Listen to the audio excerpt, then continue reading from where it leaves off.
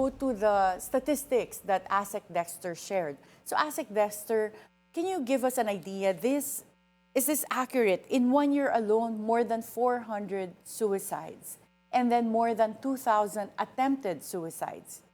Those are our figures for that specific year. But we're very thankful that over the past few years, especially that mental health has now become an open conversation in schools, those numbers have actually begun to go down.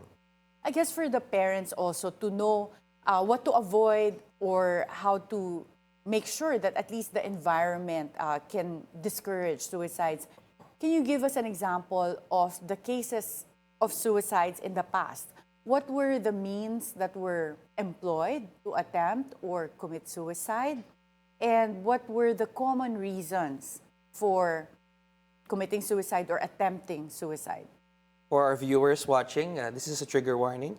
But basically, there are many ways that they try to take their own lives, whether this be through slashing, whether through hanging, or very different attempts on their lives. Drinking poison is also one.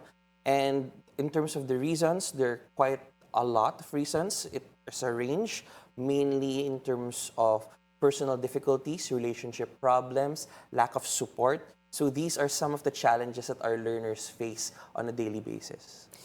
Dr. Joan, Yes. in the cases that you've advised, what Yes. are the normal or generally common reasons why children and the youth Yes.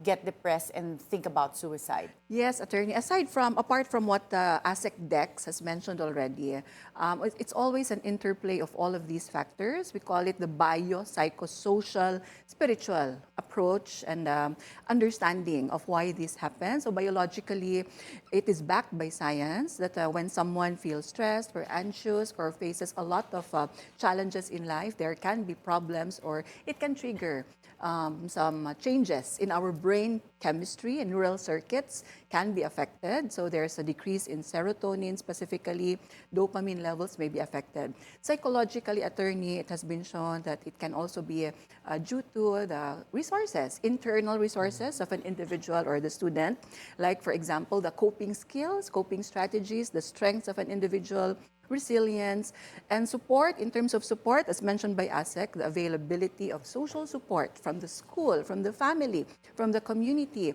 So we always highlight that hopefully schools, as mentioned by ASEC, would have that capacity to support our learners, to support our students, because most of the time spent of the students are in school. And spiritually, of course, we also look at the meaning of all of that's happening in an individual's life. So